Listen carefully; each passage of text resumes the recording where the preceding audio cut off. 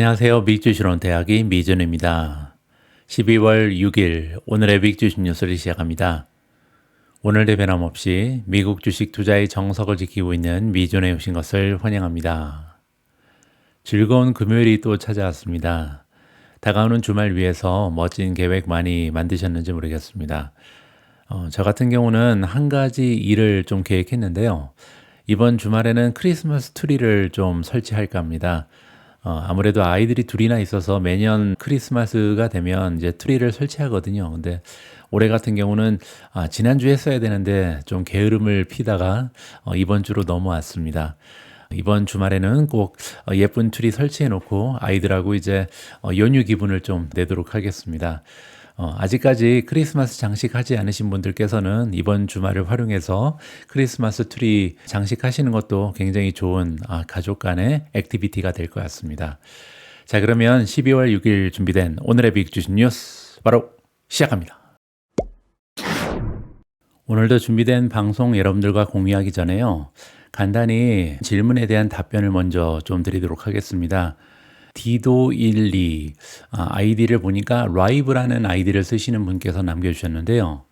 기존 월 가입자는 자동 결제될 때 기존 가격으로 결제되는 건가요? 단 12월 9일 이전에 올인원 멤버십에 합류하시면 영구적인 할인 혜택을 제공합니다. 이 문장의 의미가 그 뜻인지 궁금하네요 라고 질문해 주셨습니다. 이 질문은요, 제가 3일 전에 이제 미준 AI 음성 뉴스를 런칭한다. 그리고 미준 올인원 멤버십의 가격을 인상한다. 이러한 내용을 여러분들께 공지드렸는데요. 여기 보시면 미준 올인원 멤버십의 가격이 12월 9일부로 인상되는 걸로 제가 여러분들께 전달을 해드렸습니다. 그 전에 가입하시면, 그러니까 12월 9일 이전에 미준 멤버가 되시면요, 영구적으로 이 가격을 유지하겠다. 이러한 저의 의지를 말씀드린 겁니다. 월 멤버라는 것은 매달 갱신이 되는 거잖아요. 근데 이번에 가입하시면 앞으로 뭐 1년간 계속해서 갱신을 하시건 아니면 2년, 3년, 5년 계속해서 올인원 멤버로 남아주시면요. 지금 가입하신 가격, 즉 45,000원으로 계속해서 미준 멤버가 되실 수 있다. 이렇게 이해하시면 좋을 것 같습니다. 오늘 같은 경우는 미준 멤버십 관련된 질문이 굉장히 많았습니다. 그 중에 몇 가지만 보여드리면요. 제임스 팍이라는 아이디를 쓰시는 분께서는 안녕하세요. 멤버십을 어떻게 가입할 수 있는지 절차 부탁 좀 드려도 될까요? 감사합니다. 라고 질문해 주셨고요. 또한 미라클이라는 아이디를 쓰시는 분께서는요. 멤버십 가입이 굉장히 어렵다. 이렇게 약간의 어려움을 호소하셨습니다. 아무래도 다음 주 월요일부터 가격이 인상되기 때문에 그 전에 가입을 서두르시는 분들이 계신 것 같은데요. 멤버십 가입 어렵지 않습니다. 제가 올려드리는 여러 가지 영상의 밑에 부분을 보시면요. 이렇게 제가 설명란에 멤버십 가입 링크를 걸어 놓거든요. 이 가입 링크를 사용하시거나 아니면 고정 댓글에 가도 같은 부분이 있습니다. 그리고 이 링크를 클릭하시면 어디로 이동하게 되냐면요. 제가 여기 열어놨습니다. 이 페이지로 이동을 하시거든요. 그러면 여기 가입하기 버튼이 있잖아요. 이걸 누르시면 됩니다. 가입하기 버튼을 누르시면 펜딩에 오신 것을 환영합니다. 이렇게 나오잖아요. 펜딩이라는 것은 이제 제가 멤버십을 운영하기 위해서 이용하는 플랫폼이다. 이렇게 보시면 되는데요. 여기 보시는 것처럼 여러분들께서 이미 가지고 계신 카카오톡 계정이라든지 네이버 계정, 페이스북 계정, 아니면 구글, 마지막으로 애플 계정을 가지고 그대로 시작을 하실 수가 있습니다. 그런데 만약에 이 5가지 모두 나는 없다. 그러신 분들께서는 이메일 주소를 입력하시고 비밀번호를 설정하시면 된다. 이렇게 말씀을 드리고 싶고요. 자, 어쨌든 여기에서 이제 가입을 하시면 펜딩에 가입을 하시는 거거든요. 펜딩 플랫폼에 가입이 되시면 그리고 나서 그 안에서 미준 올인원 멤버십을 클릭하시면 되고요. 그렇게 계속해서 진행하시다가 만약에 어려운 부분이 있으시면요. 제가 고객센터의 주소를 적어 놓을 테니까 고객센터에 직접 문의하시면 좋을 것 같습니다. 아무쪼록 많은 분들께서 미준 올인원 멤버가 되셔서 우리의 성공적인 투자 여정을 함께 해 주셨으면 합니다. 자, 그리고 이 질문도 자주 올라오는데요. 이번에는 NRNR520라는 아이디를 쓰시는 분께서 해주신 질문입니다. 미준 멤버십에 가입하면 유튜브 채널과의 차별점이 어떤 걸까요? 가입 고려 중입니다. 라고 질문하셨는데요. 제가 보기에 차별점은 많습니다. 그 중에서 가장 강조드리고 싶은 부분은요. 일단 대부분의 뉴스는 제가 올라오는 대로 실시간으로 전달을 해드리기 위해서 노력하고 있습니다. 다행히 저는 영국에 거주 중이잖아요. 그래서 미국 증시가 열릴 때부터 닫을 때까지 낮 시간입니다. 저녁 시간이죠. 그래서 실시간으로 뉴스가 올라올 때마다 바로바로 여러분들께 플랫폼을 통해서 전달을 해드릴 수 있는 유리한 장점이 있다. 이렇게 보시면 되고요. 두 번째로 일주일에 최소 70개에서 100개 정도의 컨텐츠를 공유하고 있습니다. 제가 방송을 통해서는 많아야 한 5개 정도만 전달을 해드리잖아요. 그래서 일주일이면 한 25개 정도가 커버가 되죠. 따라서 제가 공유하고 있는 많은 정보 중에 아주 일부만이 유튜브 채널을 통해서 공유가 되고 있기 때문에 전체적인 모든 스토리를 여러분들께서 섭렵하기 위해서는요, 아무래도 미존 멤버십 가입이 필수적이다. 이렇게 말씀을 드리고 싶습니다. 자, 그리고 뉴스 컨텐츠 외에도요, 주요 종목에 대한 분석 기사라든지 CNBC 뉴스와 같은 영상을 자막과 함께 보내드리는 영상 컨텐츠도 있고요. 헤지 펀드들의 포트폴리오, 그리고 제가 운영하고 있는 포트폴리오의 매매 현황 등을 실시간으로 공유해드리고 있습니다. 잠깐 보여드리면요, 굉장히 많은 시리즈가 운영이 되고 있는데요. 자, 일단 여러분들 잘 알고 계신 것처럼 미존 AI 뉴스가 새롭게 런칭이 됐고요. 이번 주에 시작했죠. 다음 주부터는 제가 올려드리는 모든 뉴스 기사를 미존의 목소리를 닮은 AI 뉴스 여러분들께서 만나보실 수가 있습니다. 두 번째로 떴다 오미주, 이게 이제 뉴스인데요. 제가 실시간으로 뉴스 컨텐츠를 여러분들께 공유해드리기 위해서 많은 노력을 하고 있고요. 지난 1년간 공유해드린 뉴스 컨텐츠의 수는 2100개를 훌쩍 넘어갑니다. 자, 세 번째로 미존 특별 컨텐츠라는 게 있는데요. 이거는 제가 지난달에 시작했습니다. 미존 특별 컨텐츠에서는요, 제가 직접 작성한 기사를 여러분들께 전달을 해드리고 있습니다. 제가 생각하는 투자의 철학이라든지 투자의 인사이트를 여러분들께 과감하게 공유하고 있다. 이렇게 보시면 되고요. 네 번째는 오늘의 미국 주식 영상입니다. 이건 아까 제가 말씀드린 것처럼 CNBC가 쓴 이 뉴스 컨텐츠가 있는데요. 이거를 자막을 달아서 여러분들께서 중요한 미국 주식 관련 뉴스를 직접 보실 수가 있다. 현장의 느낌을 직접 살려서 보실 수 있는 소중한 컨텐츠라고 보시면 됩니다. 그 밖에도 오늘의 미국 주식 분석에서는 다양한 주요 종목들에 대한 굉장히 좀 자세한 상세한 분석 기사들을 여러분께서 직접 보실 수가 있는 거고요. 미국 증시 전망에 대한 기사들, 그리고 미존 포트폴리오 공유를 제가 실시간으로 해드리고 있고요. 미국 증시의 하이라이트는 일주일에 한 번씩 제가 이번 주에 가장 중요한, 그 주에 우리가 꼭 체크해야 될 핵심 사항만 정리해서 보내드리고 있습니다. 자, 그리고 미존 배당주 모으기라는 시리즈가 보이는데요. 아직 시작하지 않은 새로운 코너입니다. 2025년을 위해서 제가 야심차게 계획하고 있는 새로운 시리즈다. 이렇게 보시면 되고요. 아무래도 이제 저도 나이가 이제 50대 초반이잖아요. 그래서 슬슬 배당주에 대한 투자를 시작해야겠다. 그래서 이번에 2025년부터요, 새롭게 미존 포트폴리오, 배당주로 구성된 미존 포트폴리오를 하나 더 만들 계획이 있습니다. 자, 그래서 이제 본격적으로 공부도 시작하고요. 투자를 시작하면서 제가 모으는 여러 가지 정보를 정리해서 여러분들께 전달해 드릴 계획에 있다. 물론 미존 배당주 모으기에 대한 정보 역시도 미존 올인원 멤버십 가입하시면요, 무료로 계속해서 받아보실 수 있다. 이렇게 이해하시면 좋을 것 같습니다. 그 밖에도 어닝 정보라든지 스마트머니, 헤지펀드의 포트폴리오를 정기적으로 공유해 드리고 있고요. 따라서 이렇게 다양한 정보를 여러분들께서 미존 올인원 하나로 만나보실 수 있다. 이렇게 홍보 말씀을 마무리하도록 하겠습니다. 오늘도 미국 증시 시황부터 정리하도록 하겠습니다. 가장 먼저 S&P 500 맵을 보시면요, 바람직하지 못한 색깔이 바람직한 색깔보다는 훨씬 더 많아 보이죠. 빨간색이 녹색에 비해서 우세하다는 것을 직접 여러분들께서 확인해 보실 수가 있고요. 지난 이틀 동안 상승 추세를 지켰던 테크주들도 희비가 엇갈렸습니다.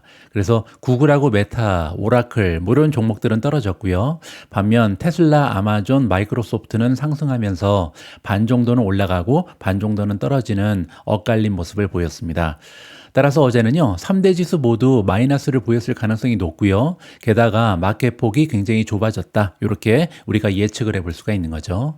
실제로 S&P 500의 시장 폭, 마켓 브레스를 보시면요, 58.6으로 떨어졌습니다. 어제는 62였죠. 따라서 시장의 폭이 가면 갈수록 좁아진다. 이제는요, 상승 추세에 있는 종목의 퍼센티지가 60% 이하로 떨어졌다. 이렇게 해석이 가능합니다. 하지만 시장의 공포지수에는 별다른 영향은 없었습니다. 아직까지 빅스는 13.64, 굉장히 낮은 수준을 계속해서 보이고 있고요. 자, 그리고 피어 앤 그리드 인덱스 공포 탐욕 지수는요, 이제 중립으로 떨어졌습니다. 제가 며칠 동안 계속 강조드리고 있는 것처럼 지금 현재 지수의 상승률은 괜찮은데요. 뭐 역대 최고가를 경신하고 있죠. 문제는 상승하는 종목의 수가 차츰차츰 줄어들면서, 즉 마켓 폭이 줄어들면서 공포 탐욕 지수는 오히려 하락을 하고 있고요. 이제는 중립에 머물러 있는 이러한 추세가 발견됩니다. 따라서 지금은요, 제가 볼 때 산타 랠리를 앞두고 나서 지금 시장이 숨을 고르고 있는 그런 상황이 아닌가, 이렇게 긍정적으로 해석을 해볼 수가 있겠죠. 자, 실제로 마켓 스코어를 보시면요, 초이스 스탁에서는 상승세가 계속 유지되는 종목이 월등히 많습니다. 따라서 뜨거운 시장이다, 이러한 신호가 발견되죠. 지금 피어 앤 그리드 인덱스 같은 경우는 시장의 폭이 줄어들어서 잠깐 주춤하고 있을 뿐이지 다시 달려갈 수 있는 여력이 남아있다, 이렇게 저는 개인적으로 기대하고 있습니다. 다음에는 미준 탑픽의 성적입니다.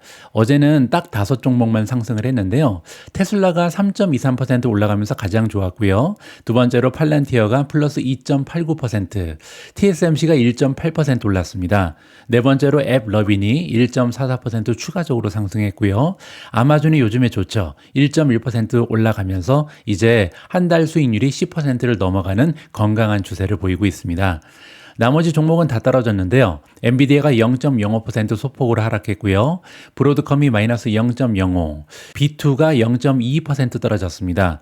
메타가 마이너스 0.79, 알파벳 마이너스 0.99, IWM이 마이너스 1.17, 제타 마이너스 1.98, TNA 마이너스 3.63, 비트코인이 4.4% 떨어지면서 98,270까지 하락을 했고요.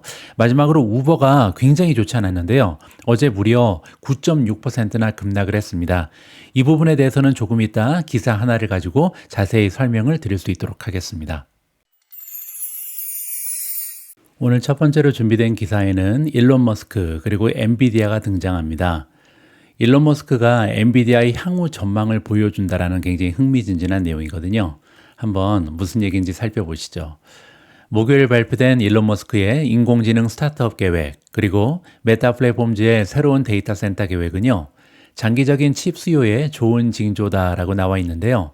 여기 나와 있는 칩 수요는 GPU에 대한 수요를 얘기합니다. 일론 머스크의 스타트업 XAI는요, 수요일 성명을 통해서 테네시주 멤피스에 있는 슈퍼컴퓨터 시설에 최소 100만 개의 그래픽 처리 장치 GPU를 통합할 계획이다, 이렇게 테네시주의 상공회의소가 발표를 했습니다.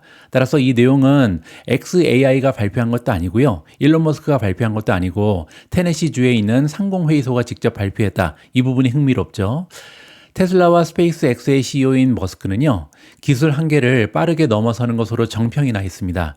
엄청난 추진력을 가지고 있는 사람이죠. 하지만 그럼에도 불구하고 이 수치는 여전히 놀랍다. 100만 개의 GPU는 정말 상상을 초월하는 양이다, 이렇게 얘기하는 거죠. 머스크는 최근 멤피스 시설의 규모가 2배로 늘어나서요, 엔비디아의 현 세대 호퍼칩 20만 개를 수용할 수 있을 것이다, 이렇게 발표한 적이 있습니다. 엔비디아의 CEO인 젠슨왕은요, 차세대 블랙엘 GPU 가격이 개당 3만 달러에서 4만 달러 정도가 될 것이다, 이렇게 얘기한 적이 있습니다.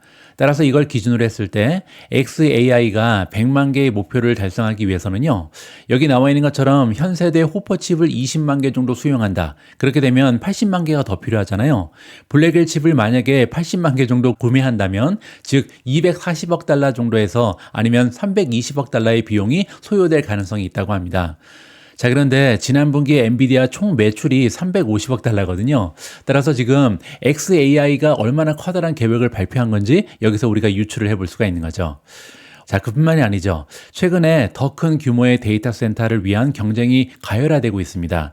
페이스북의 모회사 메타 플랫폼즈는요, 어제 제가 잠깐 언급드렸는데 루이지애나에 최대 규모의 데이터 센터를 건설하기 위해 100억 달러를 지출하고 있다, 이렇게 수요일에 발표했거든요. 메타의 CEO인 마크 저커버그는요, 이전에 자체 AI 하드웨어도 개발 중이지만 2024년 말까지 회사 데이터 센터에 약 35만 개의 엔비디아 H100의 칩을 가동할 것이다, 이렇게 발표한 적이 있습니다.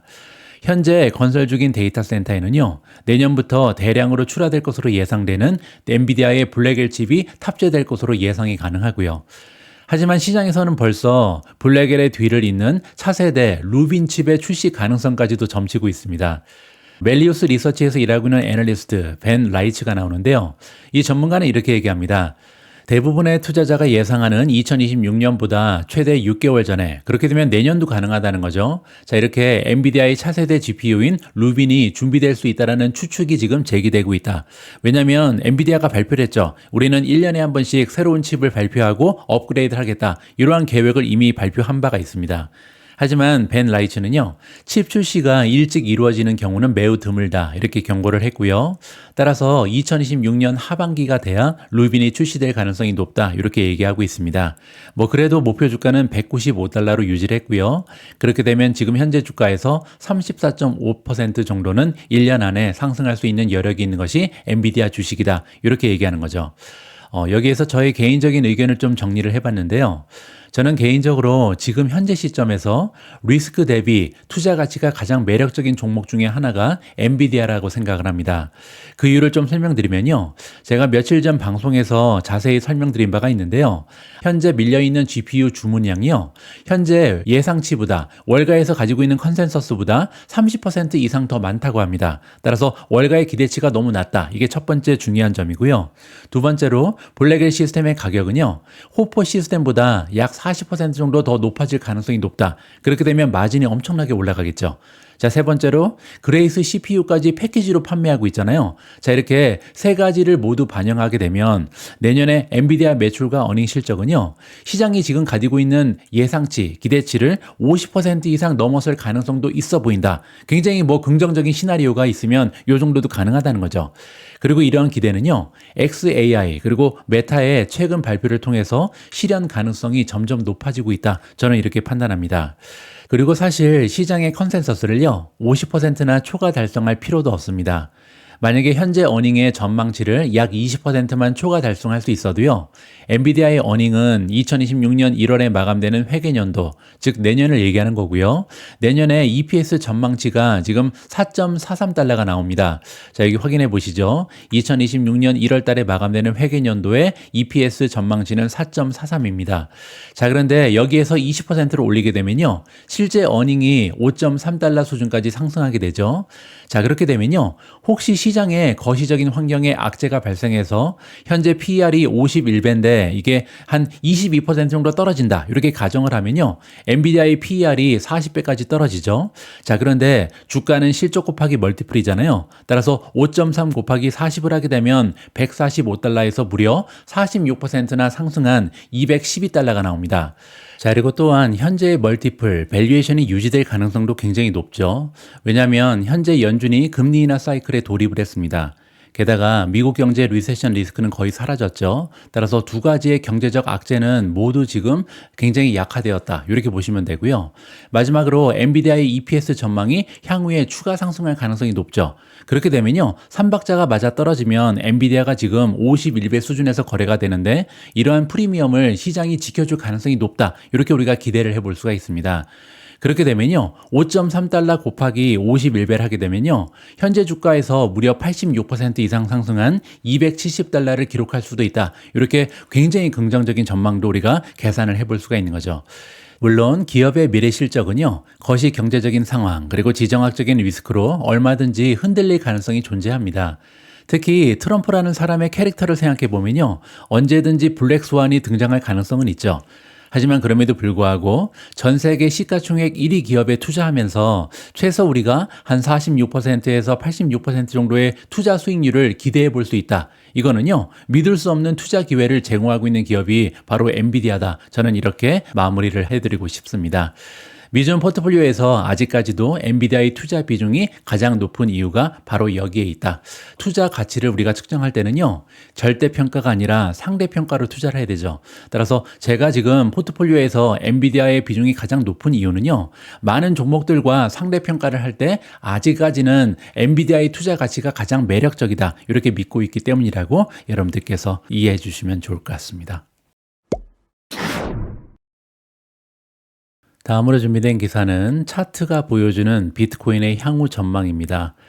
비트코인이 어제 10만 달러를 넘어섰다라는 소식을 전달해 드렸는데요. 그리고 잠시 기술적인 조정을 받고 있는 것 같습니다. 과연 차트 전문가가 생각할 때 비트코인은 향후 어떤 모습을 보이게 될런지 여기에 대한 이야기를 들어볼까 합니다.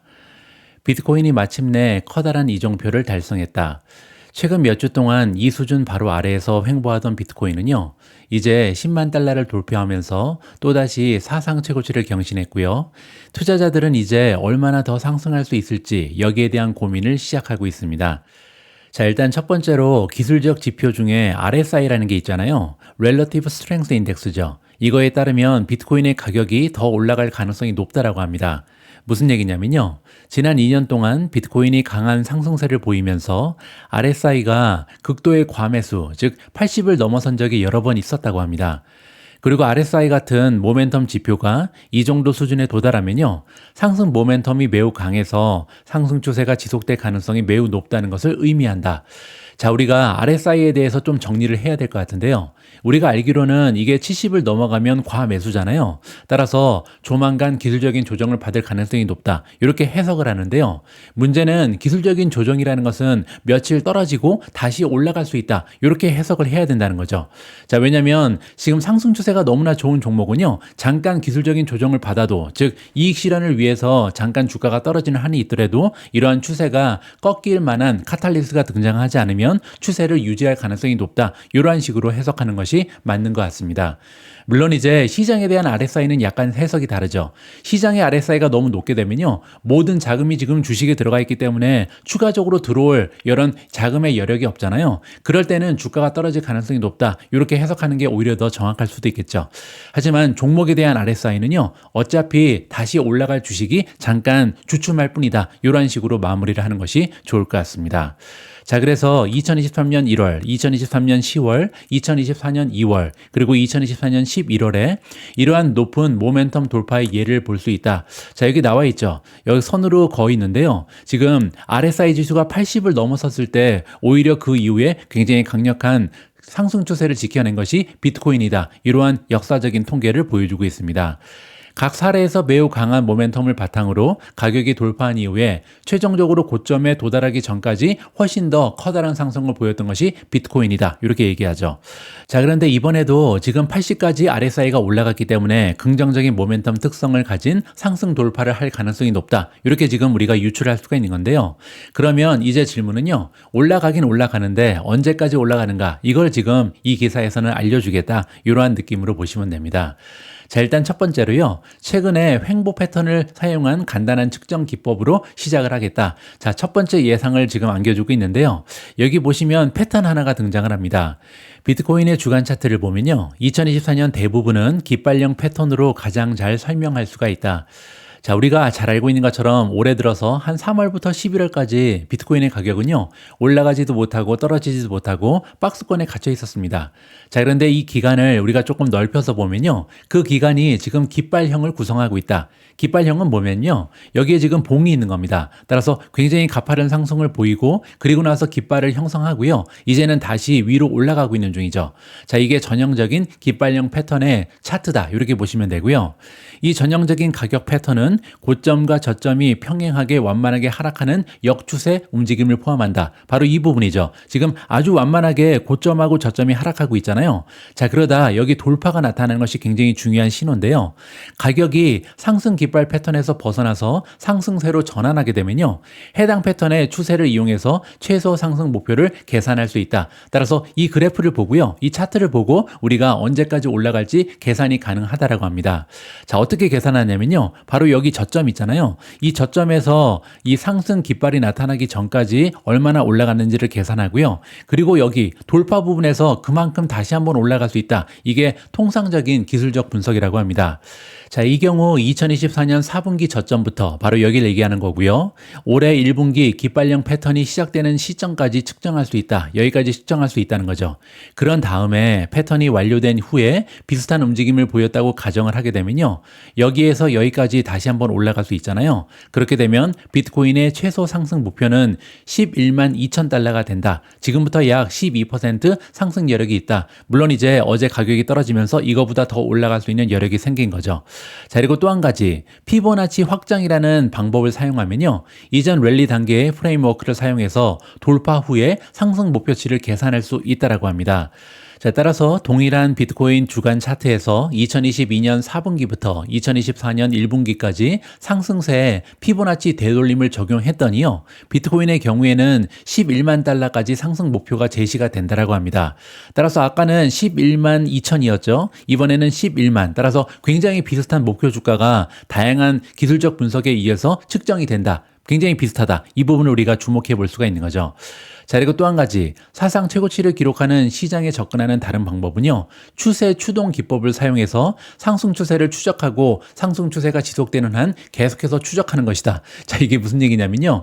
일봉 차트에서 10월 돌파 이후에 샹들리에 출구까지 여러 번 하락했지만 이 손절 수준 이하로 종가가 확인되지 않은 것을 볼 수 있다. 자, 여기 보면요. 이 선입니다. 이 선을 샹들리에 출구라고 얘기하거든요. 따라서 만약에 가격이 이 아래로 떨어지게 되면 그때는 손절하고 나가야 된다. 이렇게 우리가 이해해 볼 수가 있는데요. 여기에서 돌파가 나타난 시점이 바로 이 지점인데요. 돌파 이후에는 좀처럼 이 선 아래로 떨어지지 않고 있습니다. 따라서 상승 추세가 지금 굉장히 강력하다는 것을 우리가 확인해 볼 수가 있는 거죠. 최근에 비트코인이 처음으로 10만 달러를 돌파하면서 투자자들은요. 현재 상승 추세의 지속 가능성에 대해서 의문을 제기할 수 있습니다. 이 얘기는요. 10만 달러 그러면 너무나 많이 올라갔잖아요. 따라서 이제는 더 이상 못 올라가겠지. 이러면서 비트코인을 파는 사람이 많이 생긴다. 이렇게 우리가 이해해 볼 수가 있겠죠. 그렇기 때문에 어제 또 비트코인이 10만 달러를 넘어서자마자 바로 하락 추세가 발견이 된 거고요. 하지만 현명한 투자자는 가격 예측, 피보나치 확장, 그리고 샹들리에 이탈과 같은 기술적 분석 도구를 사용해서 상승 목표를 식별하고 상승 추세가 예상대로 진행되고 있는지 확인할 수 있다. 그리고 지금 우리가 본 것처럼요. 가격 그리고 추세 분석에 따르면 비트코인 상승 추세는 이제 막 시작되었음을 알 수 있다라고 긍정적으로 마무리가 됩니다. 저도 한마디 좀 드리고 싶은데요. 어제 방송에서 제가 개인적으로 비트코인에 관련 종목의 비중을 줄이겠다 이런 계획을 언급했잖아요. 그랬더니 또 악플 몇 개가 나와서 제가 지워버렸습니다.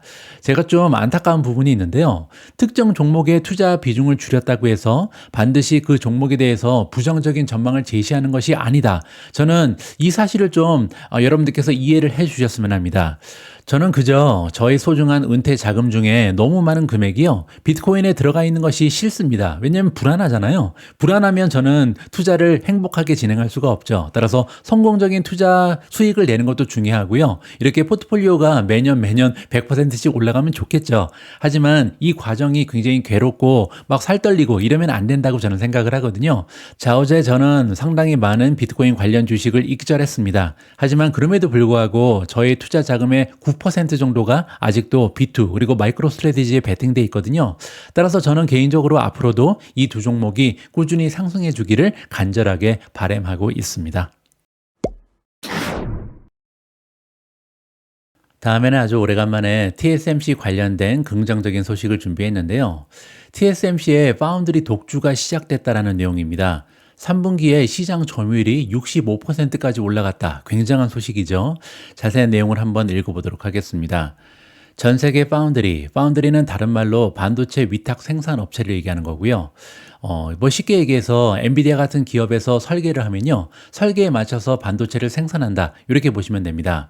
자, 그런데 전 세계 파운드리 시장에서 대만 TSMC로의 쏠림 현상이 심화되고 있다. 그 정도로 완전히 독점 체제를 구축한다. 이렇게 보시면 되고요. 특히 수요가 급증하고 있는 인공지능 서버 및 고성능 컴퓨팅에 대한 칩 주문이 TSMC로 몰리면서 이러한 현상이 가속화되고 있다고 합니다. 12월 5일 시장 조사업체 트랜스포스에 따르면요. 올해 3분기 세계 10대 파운드리 기업 매출은 349억 달러, 즉 하나로 49조 원인데요. 전분기 대비해서 무려 9.1%나 증가했습니다. 작년 대비 성장률이 아니라 전분기 대비 성장률이 9.1이면 굉장한 거죠.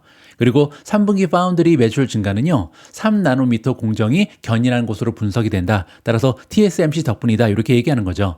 바로 이 편인데요. 여기 보시면 전반적으로 탑 10의 성장률은 전분기에 비해서 9.1이잖아요. 근데 TSMC는 무려 13%고요. 삼성은 마이너스 12.4, SMIC는 플러스 14.2, 그리고 UMC가 플러스 6.7이고요. 나머지 종목의 성장률은 이 정도로 책정이 나와 있습니다. 자, 어쨌든 지금 TSMC가 시장 점유율 1위인데요. 계속해서 유지를 했고요. TSMC는 3분기에 235억 2,700만 달러, 즉 33조 원의 매출을 기록했고요. 이는 전분기 대비해서 13%나 증가한 수치라고 합니다. 그리고 경이로운 부분은요, 시장 점유율이 무려 64.9%로 올라갔는데요. 전분기에는 62.3이었습니다. 따라서 2.6%포인트 추가적으로 상승한 거고요. 그 이유는 고객사인 엔비디아의 차세대 AI 가속기인 블랙엘 시리즈 양상 중심으로 매출이 성장한 것으로 분석이 된다. 따라서 블랙엘의 생산이 본격화되면서 엔비디아의 시장 점유율이 자연적으로 올라가는 계기가 됐다. 이렇게 보시면 되죠. 트랜스포스는요, 4분기에도 10대 기업의 매출 성장세가 지속될 것이다. 이렇게 전망을 했습니다. 다만 성장률은 3분기 대비 축소될 것이다. 따라서 지금 3분기 같은 경우는 2분기 대비 9% 넘게 올라갔잖아요. 뭐 그 정도로 엄청난 상승세는 아니겠지만 계속해서 성장세는 지속될 것이다. 긍정적이다. 이렇게 지금 예상을 하는 거죠. 자, 그리고 트랜스포스는요, AI와 플래그십 스마트폰, PC칩은 연말까지 5나노, 4나노, 그리고 3나노 공정 수요가 유지될 것으로 예상이 된다. 뭐 여기 나와 있는 5나노, 4나노, 3나노는 모두 우리가 첨단 반도체라고 부르는 거고요. 첨단 반도체의 수요가 유지된다는 얘기는 TSMC의 비즈니스가 굉장히 좋을 것이다. 이러한 식으로 우리가 해석하면 좋을 것 같습니다. 자, 그리고 또한 코어스가 나오는데요. 코어스는 패키징입니다. 따라서 우리가 GPU를 판매할 때 패키지로 이렇게 패키징을 만들어서 한꺼번에 판매한다. 이렇게 보시면 되는데요. 이 패키징 역시도 공급 부족 현상이 지속될 것이다. 따라서 없어서 못 파는 시기가 아직도 계속 연장된다. 이러한 식으로 해석이 가능합니다. 자, 이번에는 저의 개인적인 의견입니다.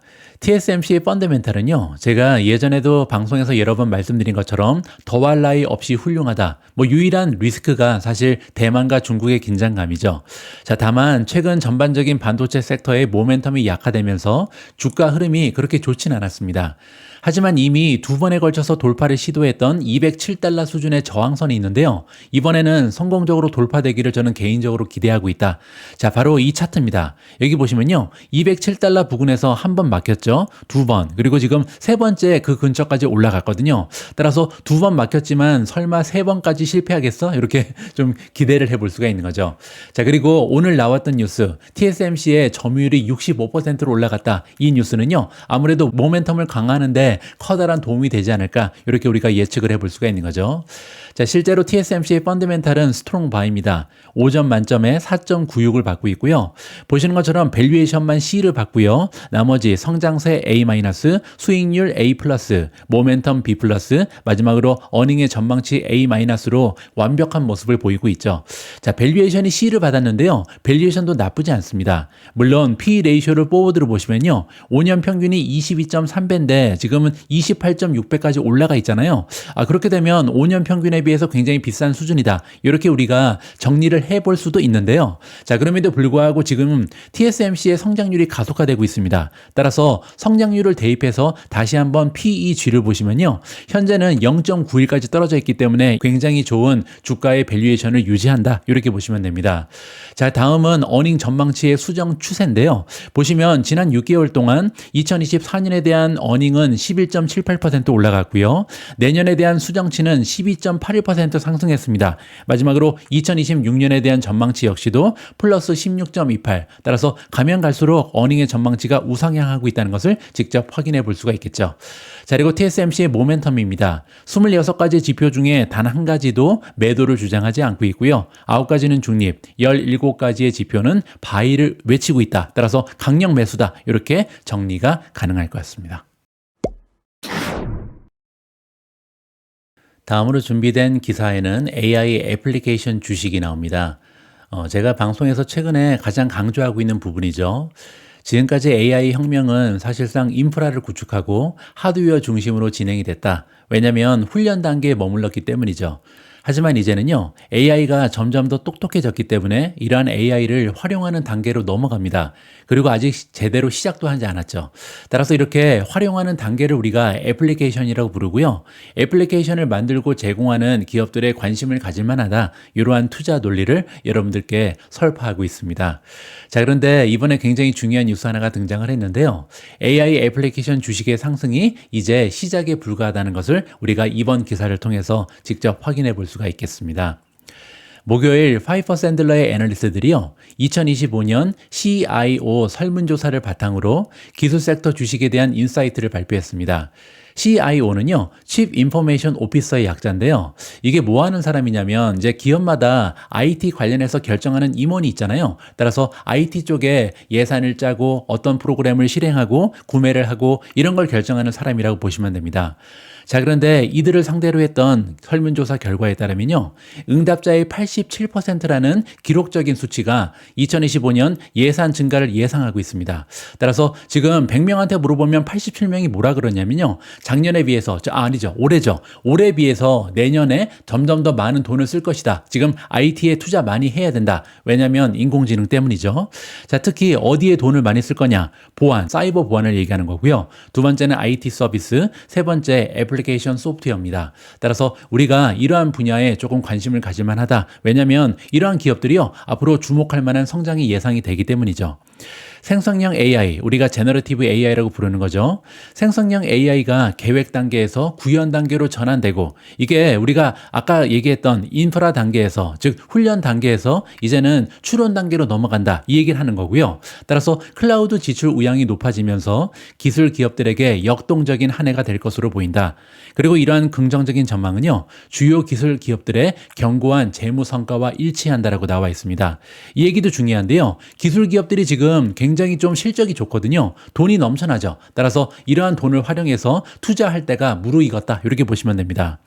파이퍼 샌들러의 애널리스트들은요, 클라우드 애플리케이션 영역에서 AI 지출 증가의 혜택을 받을 것으로 예상되는 여러 기업들을 식별해서 우리한테 깔끔하게 정리해주고 있습니다. 자, 일단 첫 번째로 마이크로소프트인데요. 오버웨이, 즉 매수 등급을 받은 마이크로소프트는 애저 지출이 증가할 것으로 예상이 되고 있고요.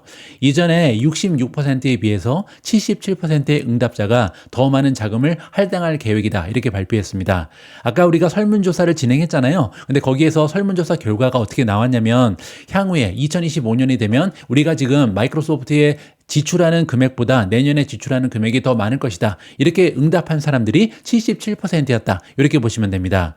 참고로 지난 12개월 동안 마이크로소프트는요, 16.44%의 매출 성장률을 기록했는데요. 자, 이렇게 훌륭한 매출 성장이 지속될 가능성이 높다, 이렇게 보시면 되겠죠.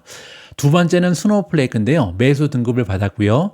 데이터 웨어하우스 지출 우선 순위가 전년 대비 77%로 급증했습니다. 따라서 굉장히 많은 CIO들이 앞으로 스노우플레이크에 많이 이용을 하겠다, 그들이 만드는 플랫폼 많이 사용하겠다, 이렇게 밝힌 거죠.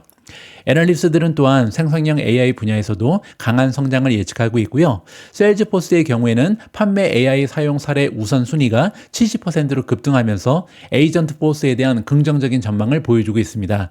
최근에 세일즈포스의 CEO가 뭐라 그랬냐면요, 마이크로소프트가 제공하는 코파일럿은 진정한 AI 에이전트가 아니다. 진정한 AI 에이전트는 우리가 제공하는 에이전트 포스다, 이렇게 얘기했거든요. 따라서 다가오는 새해 2025년에는요, 에이전트 포스를 채택하는 기업들이 굉장히 많을 것이다, 이렇게 우리가 긍정적인 전망을 가져볼 수가 있는 거죠.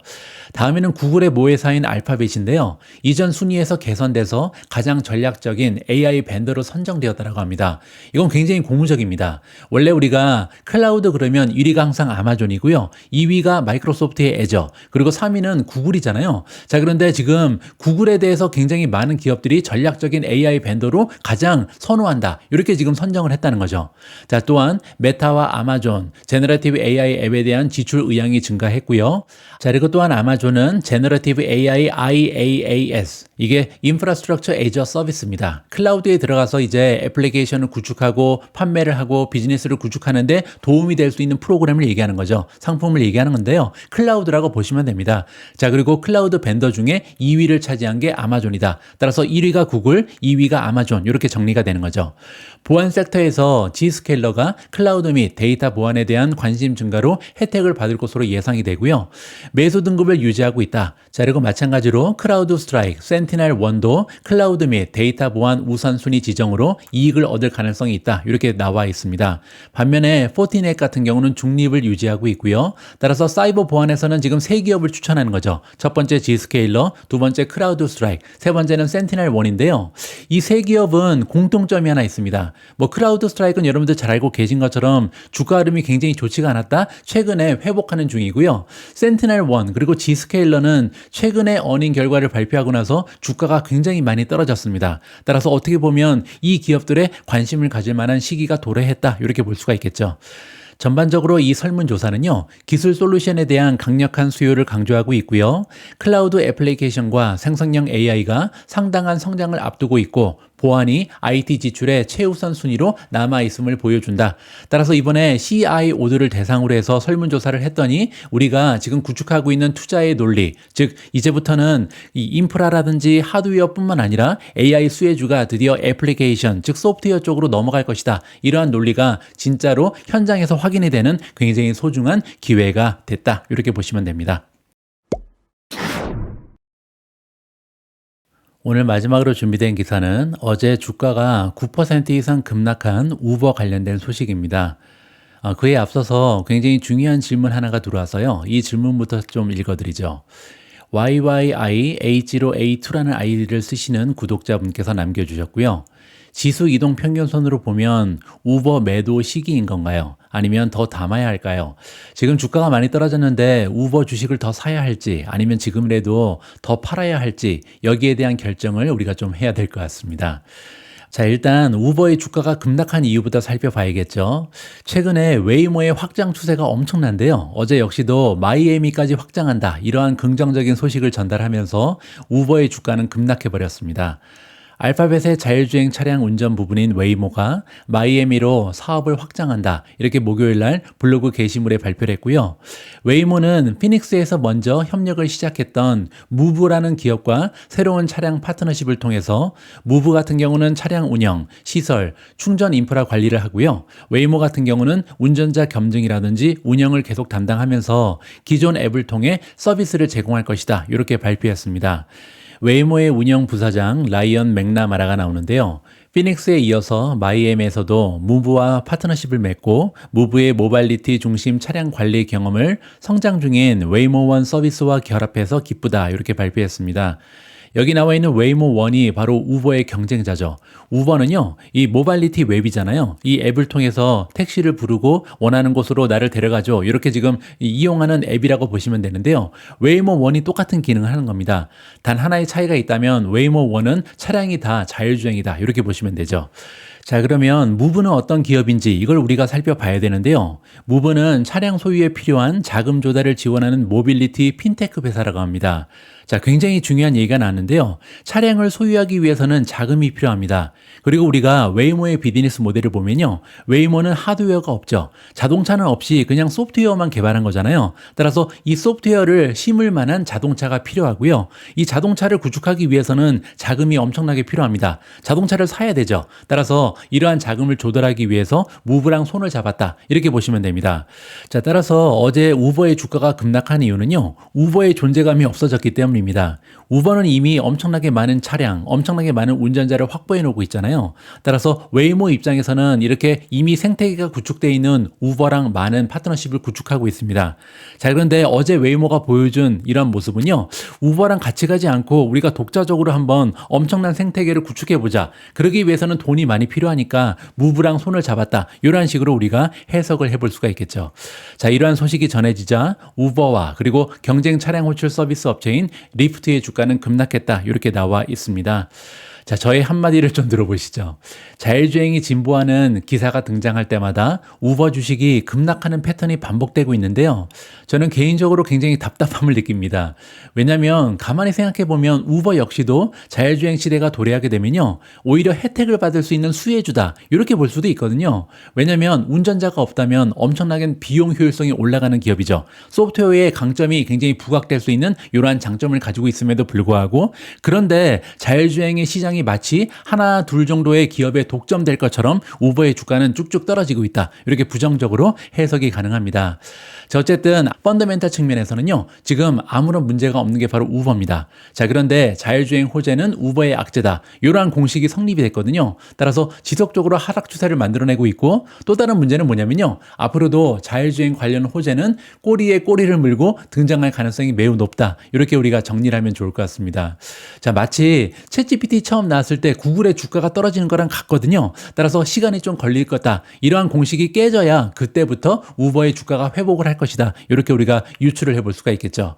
자, 따라서 제가 볼 때는요. 상승 추세가 다시 나타날 때까지는 조금 기다릴 필요가 있다. 지금 주춤하는 거는 조금 어려움을 겪을 수도 있다라고 개인적으로 생각하고 있습니다. 자, 우버의 펀더멘탈 잠깐 보시죠. 스트롱 바이가 나옵니다. 5점 만점에 4.81이고요. 지금 현재 밸류에이션이 C+, 성장세가 A+, 수익성이 A+고요. 모멘텀이 C-, 리비전이 A-. 하나도 지금 빨간색이 보이지 않죠. 굉장히 멋진 펀더멘탈을 자랑하는 기업이고요. 특히 밸류에이션을 보시면 지금 현재 PEG가 0.64까지 떨어졌습니다. 따라서 지금 역대 가장 낮은 PEG까지 하락한 상황이다. 성장률을 대입하면 굉장히 밸류에이션이 많이 떨어져 있다. 이렇게 정리가 가능한 거고요. 우버의 어닝 전망치 수정 추세 업데이트를 보시면요. 지난 6개월간 2024년에 대한 전망은 무려 109%나 올라갔고요. 내년에 대한 전망도 10.1%, 2026년도 10.4% 올라갔습니다. 따라서 전망치 역시도 계속 꾸준하게 우상향하는 모습을 보이는 굉장히 우량주다. 이렇게 볼 수가 있는 거죠. 한 가지 지금 문제는 바로 모멘텀입니다. 스트롱 셀이 나오고 있죠. 26가지 지표 중에 17가지는 매도고요. 9가지는 중립입니다. 그리고 매수를 가리키고 있는 모멘텀 지표는 단 한 가지도 없다. 따라서 모멘텀이 무너졌기 때문에 이러한 모멘텀이 회복될 때까지 기다리는 것이 더 현명하다라고 개인적으로 판단하고 있습니다. 자, 우버의 1년 주가 차트를 보시면요. 지금 여기 삼각형이 보이죠. 헤드 앤 숄더잖아요. 따라서 헤드 앤 숄더가 나오면 여지없이 주가가 하락한다는 것을 이번에도 다시 한번 확인해 볼 수가 있었습니다. 저는 개인적으로 $62는 뚫리지 않았으면 하는 기대를 가지고 있습니다. 전에도 $62에서 반등한 적이 있죠. 따라서 $62는 단단한 지지선 역할을 하고 있고요. 이번에도 $62에서 반등하는 모습을 보여주기를 바람해 봅니다. 자, 다음에는 우버 주식의 초이스 스탁 평가인데요. 현재 관망을 하고 있죠. $72에서 이미 매도를 했습니다. 매도 시기가 괜찮았다고 생각이 들고요. 지금 현재 주가는 64.95입니다. 자, 그리고 밸류에이션을 보시면 우버의 적정 주가는 80이기 때문에 조만간 다시 우버를 매수할 가능성도 높다. 이렇게 보시면 될 것 같고요. 자, 마지막으로 우버의 지수 이동 평균선을 볼 텐데요. 아까 Y2님께서 물어보신 질문이 바로 이거죠. 지수 이동 평균선이 지금 매도 신호를 냈는가? 아직까지는 내지 않았습니다. 첫 번째 신호, 즉 세 가지의 이동 평균선이 역배열돼야 되잖아요. 역배열이라는 것은 20일 이평선이 가장 아래로 떨어져야 되고요. 두 번째가 60일, 그리고 120일이 가장 위로 가야 되는데요. 아직까지는 그렇지 못하고 있습니다. 그리고 두 번째 조건은 세 개의 선이 모두 우하향해야 되잖아요. 지금 보시면 세 개의 선이 막 떨어지기 시작하는 것 같습니다. 따라서 두 번째 조건은 이미 성립이 됐다. 하지만 120일 이평선이 아직까지는 가장 밑에 지금 위치를 하고 있기 때문에 지금까지는요. 아직 매도 신호가 나왔다라고 진단하기는 조금 어려움이 있다는 것이 개인적인 판단입니다. 12월 6일 오늘의 빅주식 뉴스는 여기까지입니다. 어제 방송을 제가 평소보다 약간 일찍 올렸잖아요. 그랬더니 굉장히 많은 분들께서 좋아하시더라고요. 그래서 오늘 방송도 조금 빨리 올려야겠다 그랬는데 생각보다 녹화가 좀 오랫동안 진행돼서 오늘 방송은 생각보다는 늦게 나갈 것 같습니다. 다음 주부터는요. 방송 시간 좀 앞당길 수 있도록 노력해 보도록 하겠습니다. 오늘 방송도 소중한 멤버분께서 남겨주신 후기를 읽으면서 마무리할 텐데요. 아이디가 더 리틀 프린스입니다. 어린 왕자라는 아이디를 쓰시는 분이고요. 몇 년 전 유튜브로만 만나 뵙다가 미준 멤버가 되었어요. 미국 주식 정보가 굉장히 많은데 그중 지금 이 시점에서 꼭 알아야 할 정보를 잘 선택해서 알려주셔서 도움이 많이 됩니다. 사실 주식도 모멘텀, 추세, 타이밍이 무엇보다 중요하다고 생각해요. 미주님은 미국 주식 시장의 추세를 읽어내는 실력이 아주 뛰어나신 것 같아요. 저는 이 부분에서 도움을 많이 받고 있어요. 아무나 할 수 있는 능력은 아니라고 생각해요. 우리 모두 미국 주식으로 은퇴하는 그날까지 다 함께 화이팅입니다. 행복한 하루 되세요. 감사합니다.